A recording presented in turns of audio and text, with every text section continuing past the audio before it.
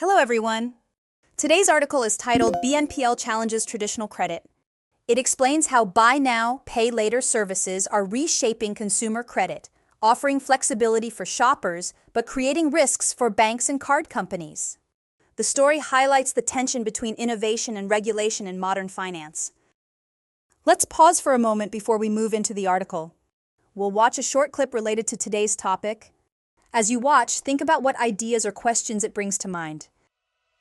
Stores like buy now, pay later because people tend to spend more. It makes the prices look cheaper if you're only paying a quarter of the price up front. It allows people to make purchases that aren't going to fit into their typical budget or their existing financial means and spread out financing that purchase over time. So it's all about increasing checkouts and increasing the size of that shopping cart at checkout. Now that we've seen the clip, let's take a step back. Before we dig into the details, it helps to explore a broader idea behind the story. This will guide how we understand what follows. This brings us to the theme of innovation versus risk in finance. Financial tools that look helpful to consumers can disrupt existing systems. Credit cards once revolutionized personal finance, and now BNPL is doing the same. The service appeals because it feels transparent and flexible. But every innovation carries risk, hidden debt, incomplete credit data, and pressure on traditional banks. The question is how society balances consumer freedom with financial stability. Do you think BNPL is more of a smart financial tool for consumers or a risky trap that could encourage overspending? BNPL is both innovative and risky depending on how it is used. For consumers, the appeal is clear: no interest, short installments, and the ability to manage cash flow. It feels more transparent than revolving credit card debt.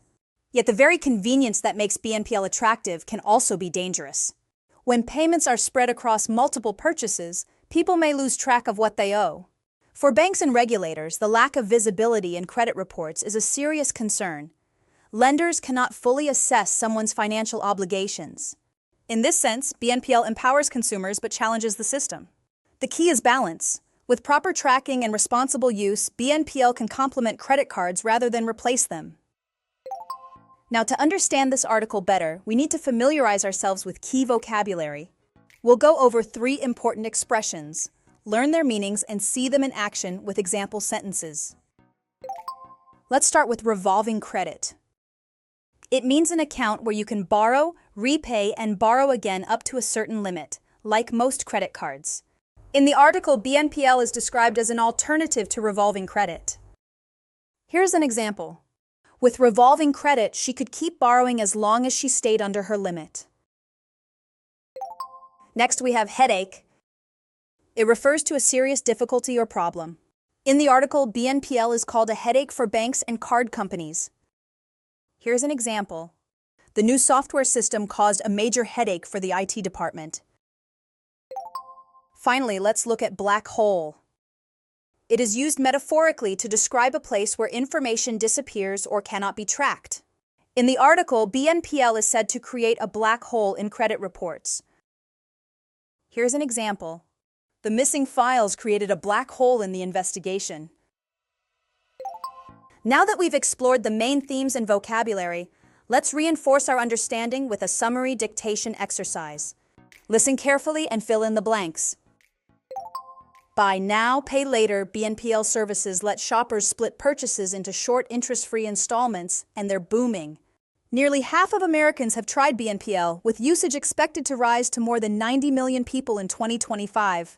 Consumers like the flexibility and see it as more transparent than credit cards, but banks worry about lost revenue and black holes in credit reports, which make it harder to judge risk. Regulators may step in as BNPL reshapes personal finance. Let's check the answers and review what each word means. The first answer is interest-free. It means not requiring any extra payment for borrowing money or delaying payment. The second answer is flexibility. It means the ability to change or adapt easily to different situations. The third answer is transparent. It means easy to understand, open, and not hiding information. The fourth answer is judge. It means to form an opinion or make a decision after careful thought. The fifth answer is step in. It means to become involved in a situation, usually to help or solve a problem. Well done, everyone! We've explored how BNPL reshapes consumer credit, creating both opportunities for shoppers and challenges for banks. We also learned vocabulary to describe hidden risks and financial blind spots. Here's a final reflection. What measures by governments, banks, or tech companies might help ensure BNPL remains safe and sustainable in the future? We'll revisit this in our next review session. Until then, keep reflecting on how innovation and regulation must work together in finance.